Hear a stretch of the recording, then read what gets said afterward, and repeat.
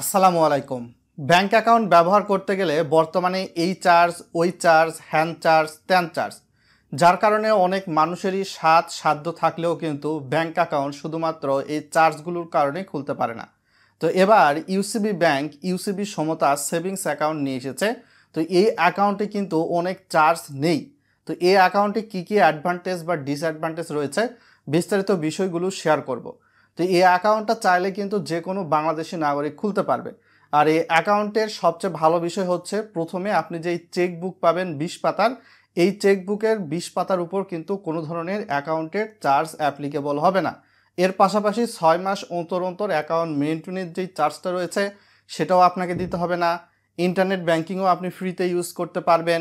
SMS ব্যাংকিংয়ের জন্য যে চার্জ বিভিন্ন ব্যাংক বিভিন্ন সময় নিয়ে থাকে, এই SMS ব্যাংকিংয়ের চার্জগুলোও কিন্তু নেই।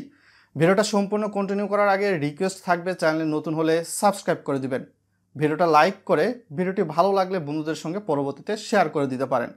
তো এই অ্যাকাউন্টটা খোলার জন্য কি কি প্রয়োজনীয় ডকুমেন্টেশন লাগবে, আর এই অ্যাকাউন্টটা খোলার জন্য মিনিমাম ব্যালেন্সই বা কত, এগুলোও কিন্তু জানার বিষয় আছে।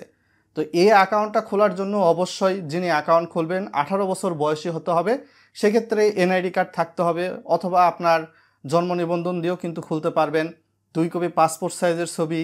এর পাশাপাশি এই অ্যাকাউন্টে কিন্তু দেখা যাচ্ছে যে গ্রাহকের অবস্থান ভেদে সর্বনিম্ন 10 টাকা থেকে শুরু করে 50 টাকা বা 100 টাকা ডিপোজিট দিয়ে অ্যাকাউন্টটি খোলা যাবে। অ্যাকাউন্টের বিপরীতে আপনি চাইলে কিন্তু নমিনি দিতে পারবেন। সেক্ষেত্রে নমিনির 2 কপি পাসপোর্ট সাইজের ছবি এবং নমিনির NID কার্ড অথবা পাসপোর্ট অথবা ড্রাইভিং লাইসেন্স যে কোনো একটার ফটোকপি। এই অ্যাকাউন্টটি সাধারণত কারা খুলতে পারবে? অর্থনৈতিকভাবে পিছিয়ে পড়া যেই জনগোষ্ঠীর স্বাদ আছে সাধ্য নেই, যারা হয়তোবা সেভিংস করতে চায়, তারাই কিন্তু এই অ্যাকাউন্টের মুখ্য উদ্দেশ্য এবং তাদেরকে উদ্দেশ্য করে অ্যাকাউন্টটা কিন্তু ডিজাইন করা হয়েছে। অর্থাৎ এই অ্যাকাউন্টটি সাধারণত নিম্ন আয়ের পেশাজীবী থেকে শুরু করে গৃহ পরিচালিকা যারা রয়েছে তারা খুলতে পারবে। তারপর ন্যাশনাল সেভিংসের যারা মূলত সুবিধাভোগী তারা কিন্তু এই অ্যাকাউন্টটা খুলতে পারবে।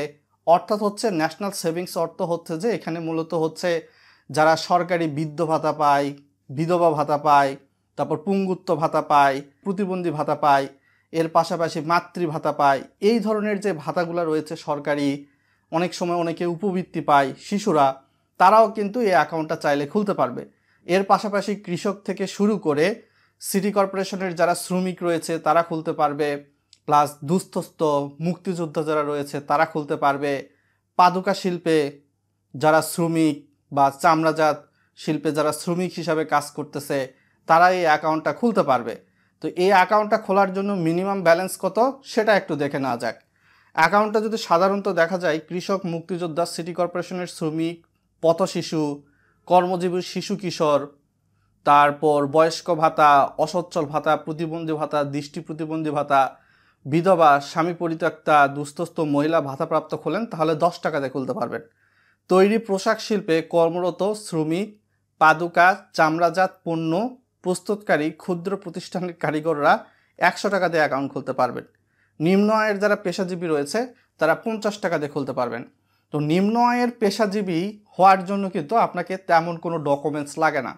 তো সেক্ষেত্রে আপনি কোনো না কোনো ওয়ে ফলো করে অ্যাকাউন্টে যদি বেশি টাকা আপনি লেনদেন করতে না চান, অল্প টাকা লেনদেন করবেন, হয়তো বা বছরে 1 লাখ 2 লাখ এর মধ্যে লেনদেন সীমাবদ্ধ থাকবে, আপনার অ্যাকাউন্টের চার্জও দিতে হবে না, তারা এই অ্যাকাউন্টটা কিন্তু খুলতে পারেন এই প্রসেসটা অনুসরণ করে। এবং এই অ্যাকাউন্টের ডিসঅ্যাডভান্টেজের মধ্যে একটাই বিষয়, সেটা হচ্ছে যে এই অ্যাকাউন্টের বিপরীতে যদি আপনি কার্ড নেন তাহলে কার্ডের কিন্তু একটা চার্জ দিতে হবে। আদারওয়াইজ অন্যান্য যেই চার্জ এগুলা কিন্তু ফ্রি। SMS অ্যালার্ট চার্জ, তারপর অ্যাকাউন্ট মেইনটেনেন্স ফি, SMS banking, internet banking free. তবে আপনার কিন্তু হচ্ছে আবগারি শুল্ক বা এক্সাইজ ডিউটি যেটা রয়েছে গভর্নমেন্টের চার্জ সকল অ্যাকাউন্টেই অ্যাপ্লিকেবল। শুধুমাত্র এই ব্যাংকের অ্যাকাউন্ট না, আপনি যদি ফার্মার অ্যাকাউন্ট খুলতে যান সেখানেও আপনার ওই এক্সাইজ ডিউটি দিতে হয়। সো এই বিষয়গুলো আপনাকে অনুসরণ করতে হবে। কার্ড যদি না নেন সেক্ষেত্রে আপনাকে চার্জ দিতে হবে না, আপনি হয়তো বা চেক বইয়ের মাধ্যমে লেনদেন করবেন, সেটা আপনি করতে পারেন। আর কার্ড নিলে 5 বছর মেয়াদ, কার্ডের চার্জ এভারেজ 500 থেকে 550 600 টাকার মধ্যে আসতে পারে। তো এটাই ছিল এই অ্যাকাউন্ট নিয়ে বিস্তারিত ডিটেলস ইনফরমেশান। আরও যদি কিছু জানার থাকে ভিডিওর কমেন্ট বক্সে ড্রপ করুন।